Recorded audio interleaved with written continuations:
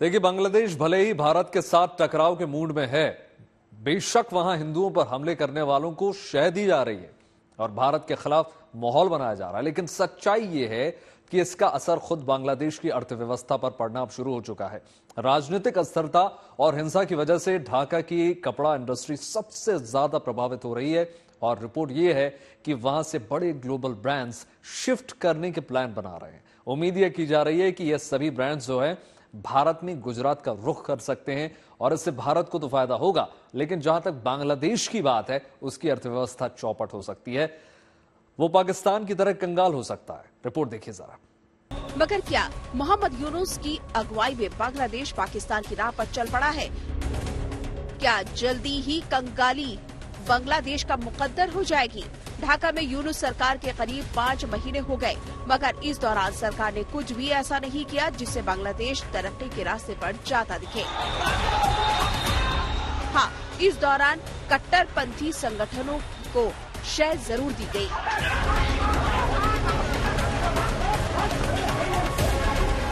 उनके दबाव में हिंदुओं को टारगेट किया गया।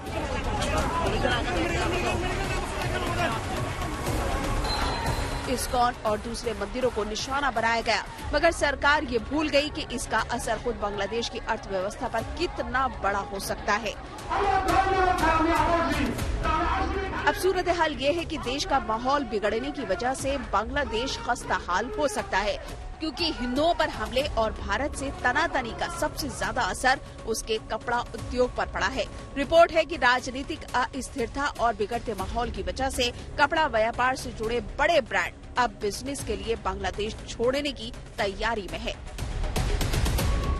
रिपोर्ट्स के मुताबिक कई ग्लोबल ब्रांड्स ढाका छोड़ने की तैयारी में है और दूसरे केंद्र से कपड़ा खरीदने का प्लान बना रहे हैं। इसकी वजह से भारतीय कपड़ा निर्माताओं को फायदा हो सकता है।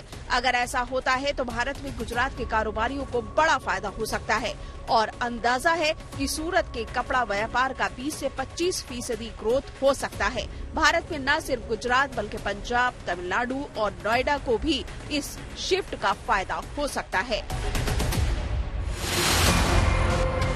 यानी बांग्लादेश का नुकसान भारत के लिए बड़ा फायदा हो सकता है, लेकिन सवाल ये है कि ऐसे में बांग्लादेश का क्या होगा? इस समय बांग्लादेश रेडीमेड गारमेंट्स यानी सिले सिलाए कपड़ों के मामले में दुनिया का दूसरा सबसे बड़ा निर्यातक है। रेडीमेड गारमेंट्स निर्यात में बांग्लादेश से आगे सिर्फ चीन है, लेकिन पिछले कुछ समय से बांग्लादेश की कपड़ा इंडस्ट्री संकट से गुजर रही है।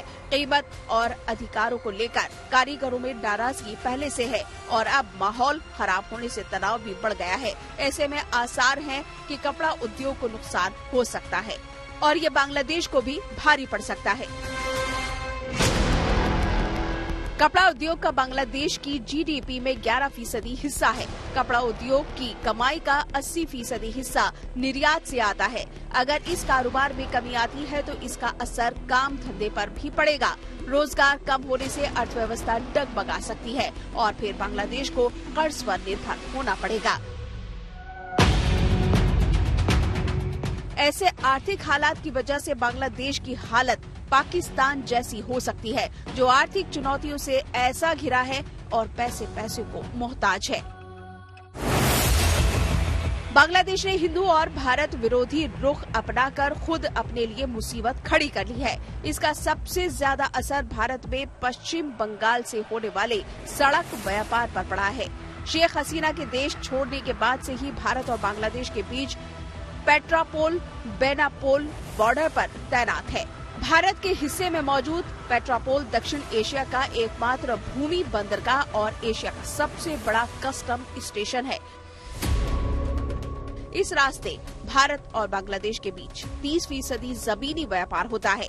व्यापार और काम धंधों की वजह से लाखों लोगों की हर साल आवाजाही होती है, लेकिन पिछले कुछ महीनों से इस बॉर्डर से व्यापार कम हुआ है और अब जबकि भारत के साथ तनातनी खुलकर सामने आ गई है, ट्रकों की आवाजाही भी बहुत कम हो गई है।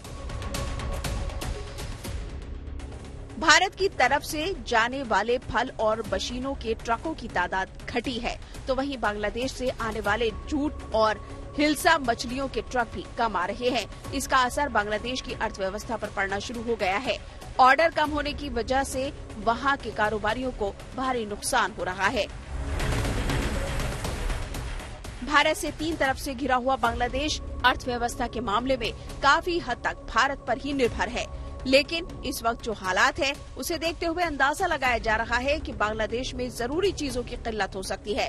पाकिस्तान की तरह खाने पीने की चीजों की कीमत आसमान छू सकती है।